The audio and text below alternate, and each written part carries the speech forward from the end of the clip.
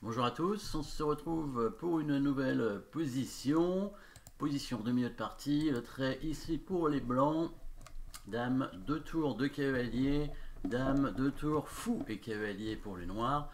Et plus de pions chez les blancs, hein. 7 pions contre 5. 2 pions d'avance quand même pour les blancs, voilà, c'est pas mal. Après, on voit le dernier coup des noirs, hein, le coup de cavalier ici, qui fait une fourchette dame-tour. Donc les noirs qui menacent de récupérer l'égalité et obtenir une position jouable, en tout cas, malgré les 2 pions de retard. Hein, s'ils gagnent l'égalité, ils auront quand même une tour contre un cavalier 2 pions, ce qui est à peu près équilibré, même si ici les noirs sont pas très bien développés. Avec le roi au centre, il peut y avoir un risque. Alors la dame est attaquée. Alors, il n'y a pas d'échec hein, dans cette position. Menace de mat, il n'y en a pas non plus. Attaque de la dame, il peut y en avoir. Après, on a la dame en prise, hein, donc ce serait un échange. Alors, il n'y a pas une attaque de dame en un coup, mais il y aura une attaque de dame en deux coups, c'est-à-dire avec le coup de cavalier en E4. On menacerait une fourchette ici en E7. Hein, c'est une attaque de dame, hein, on va dire. Mais de leur côté, les noirs peuvent prendre la dame avec leur cavalier. Donc, comme je disais, c'est un échange. Après, aussi, le problème, c'est que on se retrouve avec une tour en prise, hein, puisque après la tour ancienne serait pas protégée, donc ce coup de cavalier n'a pas l'air bon. Il y a une autre façon d'attaquer la dame, c'est de la bouger et d'attaquer la dame noire, sauf qu'elle est protégée, donc ce serait là aussi un échange évidemment. Hein. Le coup de dame en A4, hein, qui propose un échange sur la dame. L'intérêt, c'est que si les noirs échangent, en reprenant avec le cavalier, on va attaquer la tour ici, qui se retrouve non protégée. Et après l'échange des tours, on pourra reprendre, et du coup, le cavalier n'a pas le temps de prendre notre tour. Donc ça veut dire que dame à 4, c'est presque un coup forcé. Hein. Dame à 4, si les noirs prennent la dame, ils vont pas gagner l'égalité. Donc ils vont être obligés de prendre la qualité tout de suite. Donc c'est quand même un coup forcé. Et là, les blancs, que peuvent-ils faire? Donc il y a la dame, on pourrait la prendre, mais il y a le roi qui reprend, pas d'intérêt. A priori, la tour n'est pas protégée en C8 puisque la dame est clouée. Donc peut-être une attaque à la découverte. Mais le problème, c'est si on bouge le cavalier, on perd la dame, évidemment. À moins que, bien sûr, on puisse créer des menaces sur le roi noir qui serait plus forte que la dame. Ou alors qu'on récupère évidemment la dame, hein, bien sûr. Donc, dame à 4, cavalier prend F1, et là, qu'est-ce qu'on pourrait imaginer comme coup? Évidemment, dame à 4, donc la dame qui bouge, cavalier prend F1, il n'y a pas trop le choix, on a dit. Et là, est-ce qu'on peut faire une attaque à la découverte avec le cavalier? Alors, on pourrait mettre le cavalier en B5, mais il va prendre la tour, et derrière, le cavalier ne fait pas de menace. Ce qu'il faudrait, c'est réussir à créer donc une menace de fourchette ici. Donc il y a deux options, hein, cavalier E4 ou cavalier D5, hein, puisque cavalier D5 c'est aussi une attaque à la découverte. Hein.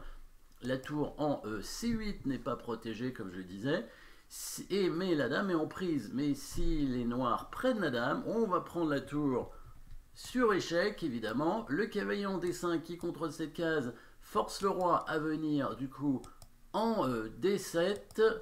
Et là, le cavalier en D5, évidemment, qui vient en B6 pour faire échec. Récupérer la dame, une fourchette ici, derrière, et les blancs qui, finalement, ont échangé leur dame et leur tour, hein, de chaque côté, un échange de dame et de tour.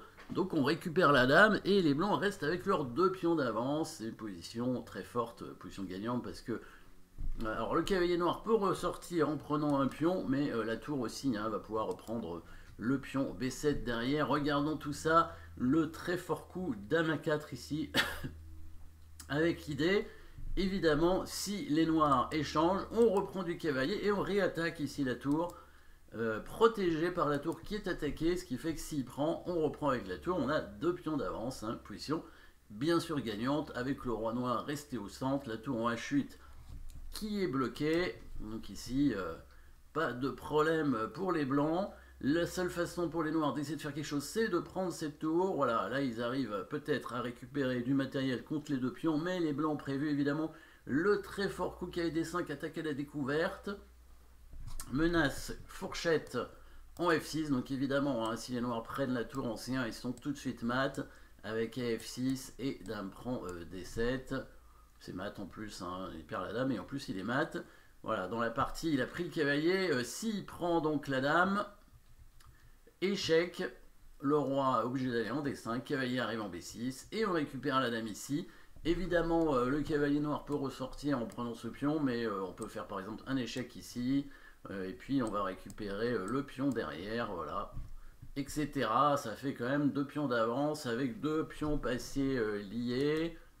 Il y avait aussi la possibilité avec le cavalier de venir en G5 pour attaquer ce pion, etc. Plein d'attaques intéressantes. Dans la partie, donc, je disais, il n'a pas pris la dame, il a pris le cavalier avec son pion, mais la tour prend, évidemment. Roi E7. Bon, là, il pouvait échanger les dames, et il a fait un échec. Voilà, on va voir la fin de la partie, hein, il a fait échec. Vous pouvez changer les dames, hein, c'était très bien. Dame B4, c'est encore mieux. Roi E6.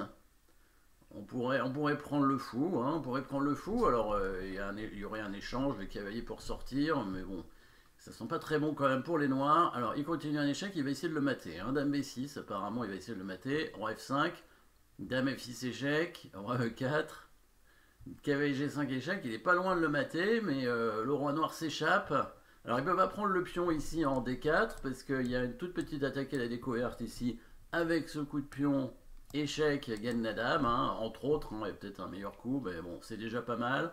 Roi D3, tour C3 échec, même chose, il peut toujours pas prendre le pion, il s'échappe, mais voilà, finalement, la dame prend la tour, et abandon ici, peut-être le coup E6, c'était encore mieux, avec l'idée de faire échec et de le mater rapidement. Mais bon, on a fait quelques échecs, on a pris la tour, et c'est déjà suffisant. Le roi noir qui a fait une petite aventure hein, jusqu'en E2 quand même, hein, et pour défendre son cavalier, c'était pas prévu. Voilà, finalement, la tour noire s'est fait prendre sur sa case de départ. Les blancs, ce sont maintenant les blancs qui ont la qualité d'avance finalement, et qui vont pouvoir peut-être repousser ce pion pour faire un échec avec leur dame, etc. Bon, en tout cas, position gagnante évidemment. Coup de dame ici, avec une attaque ensuite à la découverte. Hein, on joue sur le clouage un peu de la dame en D7 et attaque à la découverte, et ensuite attaque double pour récupérer la dame, finalement les blancs qui ne perdront pas leur qualité, et qui resteront donc avec leurs 2 pions d'avance. Merci d'avoir suivi cette position, n'oubliez pas de vous abonner, et à très bientôt.